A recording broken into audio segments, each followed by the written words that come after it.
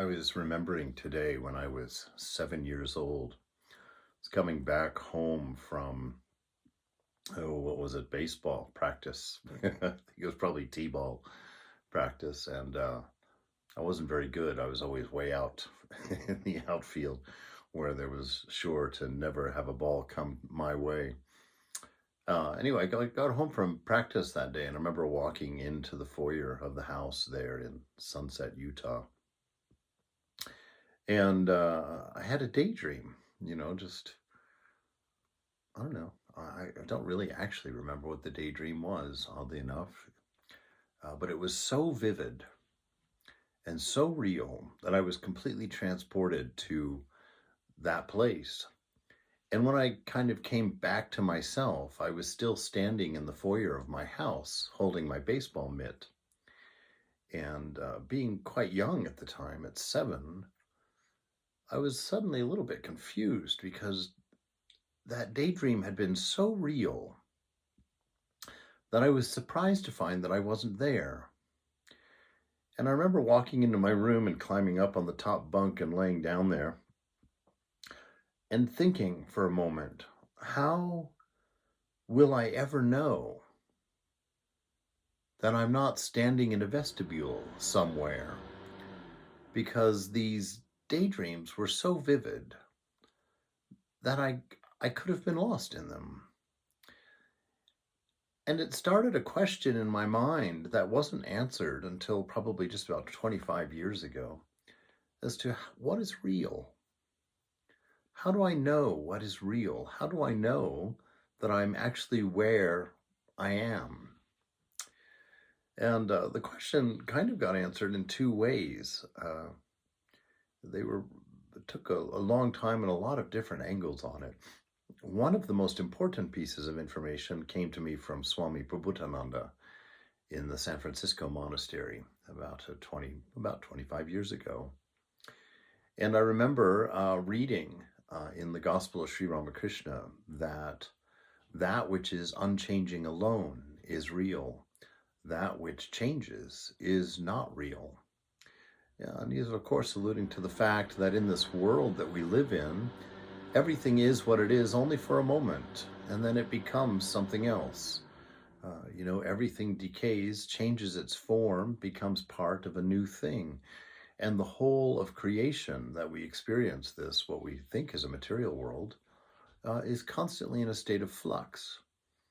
But within that, you can find an abstraction that's always the same, that you're always here and you're always now, that you never experience another time than the now, and you're never in another place than the here. So we have these two words that are always perfectly designed to tell us exactly where we are and what time we are there, here and now, which is an interesting idea. And you can get a lot of philosophical mileage out of it if you sit and think about it. But the more important thing is to find that which is not changing. That day that I had that conversation with Swami Prabhupada, I spent some time in the shrine trying to think of anything, just one thing that didn't change.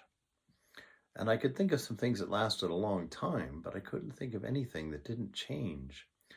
And I remember going down to the lunch table when Swami was there, and I told him, I said, Maharaj, what is this thing that does not change?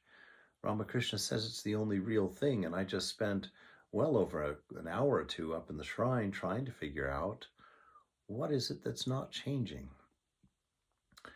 And Swami Prabhupada, I remember, he was a very methodical, very disciplined, very stoic man. He smiled gently and he picked up his napkin and he wiped his lip, as was his custom before he spoke. And he turned to me and said, did you consider that which was looking? And I sat there kind of stunned for a moment. I thought, it's like when you when you figure out one of those illusions and see it in a different way for the first time, you're like, how did I never see that? And there he was answering my question in the most profound way, that in me which was looking for the unchanging thing is that one unchanging thing. That this I of the I, this me of me, that has been me regardless of my body, regardless of my health, regardless of the states of mind, regardless of where I was, regardless of the passage of time, that this sense of I am has always been there and is never changing and is always present. And its nature, well, first of all, it's the name of God, right? And so what do we know of the divine? The divine is of the nature of love, wisdom, and being.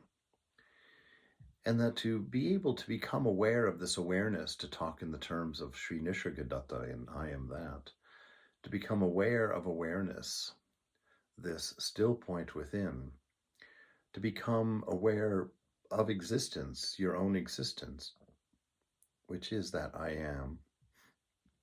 If you do that in a silence, you become aware of a wonderful native bliss, a sweetness of being that is not often recognized because it's so still, so peaceful, and draws no attention to itself, that it can only be experienced when everything else is let go of. It's a beautiful place to be, and that is the only thing that's real in this world. Everything else passes and changes and goes away, but that is always remaining.